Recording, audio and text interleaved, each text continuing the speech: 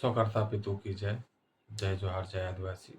मैं एसी सर्वेंद्र, मातोश्री मेवाती, पिताश्री केसरी, मुकाम पोस्ट शाहपुर, तालुका शाहपुर, जिला ठाणे, महाराष्ट्र, भारत, इंडिया का मूल निवासी हूँ, मूल वतनी हूँ। मैं इसी भारत सरकार कुटुंब परिवार का सदस्य हूँ। भाइयों, मेरे जितने आदिम जाति आदिवासी भाई हैं, मैं उन लोगों से एक बात पूछना चाहता हूँ कि सब लोग, आप लोग अपने बैंकों से, अपने जो संस्था से लोन लिए हैं, उनसे एक चीज़ का ज़रा बात करिए। और सबसे मेरा अनुरोध है, बड़े-बड़े अधिकारियों भी देखते हैं मेरी वीडियो, सब जगह जा रही है। मैं उनसे ये पूछना चाहता हूँ, ये जो आदमी लोन लेता है, भरने के लिए ही लेता है, लेकिन उसकी अगर अवस्था गड़बड़ हो जा रही है, उसका दिन खराब हो जा रहा है, तो उसको बेघर न किया जाए, जिसकी वजह से वो परिवार के साथ सुसाइड कर रहा है, अपने सुसाइड कर रहा है या कुछ गलत कदम उठा ले रहा है, तो उसको रोका जाए। मेरा आप लोगों से अनुरोध है कि अगर बैंक लोन दे रहा है तो बैंक 20 साल का एग्रीमेंट क्यों करता है? बैंक 15 साल का एग्रीमेंट क्यों करता है? बैंक 10 साल का एग्रीमेंट क्यों करता है? जितने साल का एग्रीमेंट किया है उतने के बाद इसको कार्रवाई करनी चाहिए ना। जब तुम्हें घर ही लेना है उसका, तो 2 ईएमआई, 3 ईएमआई, 4 ईएमआई टूट जाने पे आप घर कब्ज़ा करते हो, तो इसका उद्देश्य क्या है? मैं सबसे पूछना चाहता हूँ, उसका उद्देश्य यही है कि आपका घर ले रहा है, जो पैसा आपने भरा वो भी ले लिया। जब एग्रीमेंट आपने 10 साल का किया है या 15 या 20 साल का किया है, तो भी तो आप उस समय पर जाकर घर ले सकते हो। घर का तो डिमांड और बढ़ जाएगा, रेट तो और बढ़ जाएगा उस समय।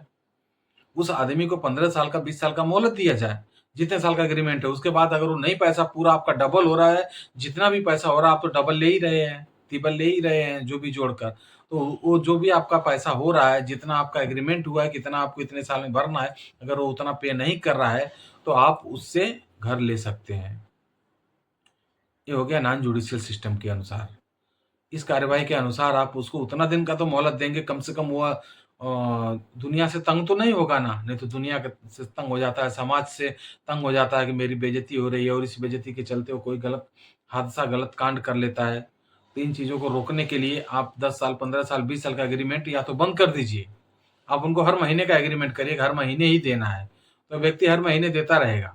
और आप 15 साल, 20 साल का एक एग्रीमेंट करके, झूठा एग्रीमेंट आप दिखा करके, उसको आश्वासन दे करके, आप 1 साल में ही घर छीन ले रहे हैं। आप बोलते हैं पैसा आगे नहीं देगा, नहीं देगा, तो आपने 15 साल का एग्रीमेंट क्यों किया? 20 साल का एग्रीमेंट क्यों किया? वह देगा आपको। नहीं देगा तो आप उतना साल बाद तो घर ले सकते हैं ना, कम से कम वह व्यक्ति तो सुरक्षित रहेगा ना, जिंदा रहेगा ना। और जब 15 साल का, 20 साल का मोहलत दे रहे हैं और वो ऐसा ही नहीं नहीं कमा पाएगा, ऐसा अगर आप करेंगे तो 100 में, हजारों में, लाखों में एक केसेज रह जाएगी। एक केसेज रह जाएगा कि जो 20 साल में एग्रीमेंट किए, 20 साल तक नहीं भर पा रहा तो उसका घर जाएगा, नहीं तो बाकी सब लोग पैसा भर लेंगे अपना, डबल डबल ही आपका भर के खत्म करेंगे।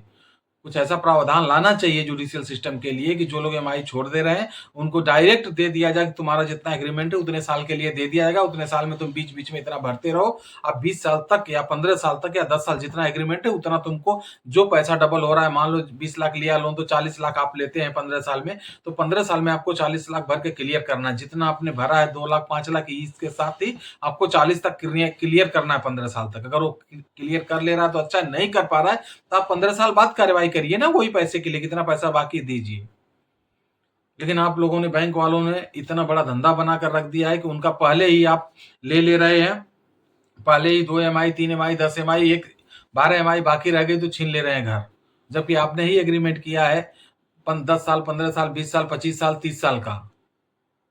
तो आप, आपके नियम के अनुसार जो जुडिशियल सिस्टम है उनको ऐसा प्रावधान करना चाहिए कि जो आपने एग्रीमेंट किया है, तो बीच बीच में इसने ईएमआई तोड़ दिया है तो अब ये इकट्ठा भरेगा, लेकिन आप ऐसा नहीं कर रहे हैं, इसलिए आप गलत कर रहे हैं। और ऐसी भारत सरकार कुटुंब परिवार सदस्य जितने भी हैं, जो भी हैं, भरने लायक है भर के खत्म करें, नहीं भरने लायक है तो आप अपने हक के साथ, पत्रों के साथ इनसे बातें करिए, इनको अपना जवाब मांगिए।